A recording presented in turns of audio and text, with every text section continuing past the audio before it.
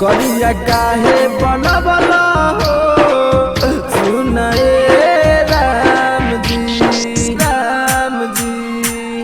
आप सुन रहे हैं हर्षराज एंटरटेनमेंट को।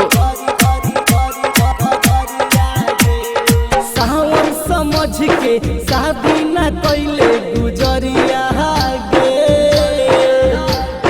सावर समझ के शादी न कैले गुजरिया गे। तोरा बता के हो सामान देखिए करिया गे, तोरा बता के हो सामान देखिए करिया गे। सावर समझ के शादी न कैले गुजरिया गे, सावर समझ के शादी न कैले गुजरिया गे। तोरा बता के हो सामान देखिए करिया गे, तोरा बता के हो सामान देखिए करिया गे।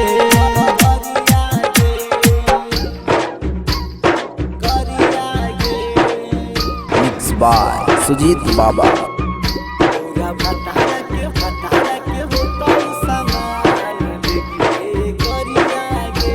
Mix by DJ Kanchan Raj Muzaffarpur.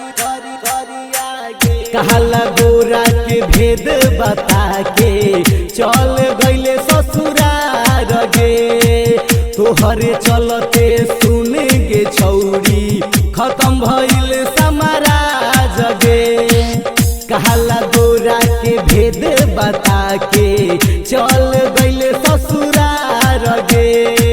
तोहरे चलते सुन गे छौरी खत्म भइल समाराज गे। तोहरा याद में हो गेलियो हम भिखरिया गे, तोहरा याद में हो गेलियो हम भिखरिया गे। तोरा भतारा के हो सामान देखिए करिया गे, तोरा भतारा के हो सामान देखिए करिया गे।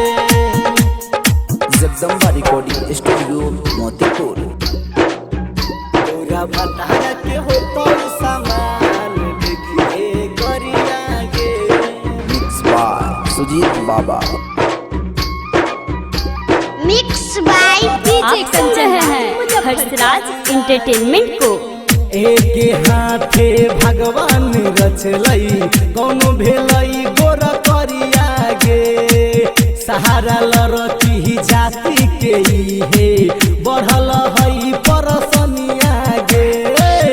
एक हाथे भगवान रचलई कौनो भेलई गोर करिया गे। सहारा लड़की सब के हे बढ़ल हई परसनिया गे। अभिषेक गौरव सुजीत कहे साच बतिया गे, अभिषेक गौरव सुजीत कहे साच बतिया गे। तोरा बता के हो सामान देखिए करिया गे, तोरा बता के हो सामान देखिए करिया गे।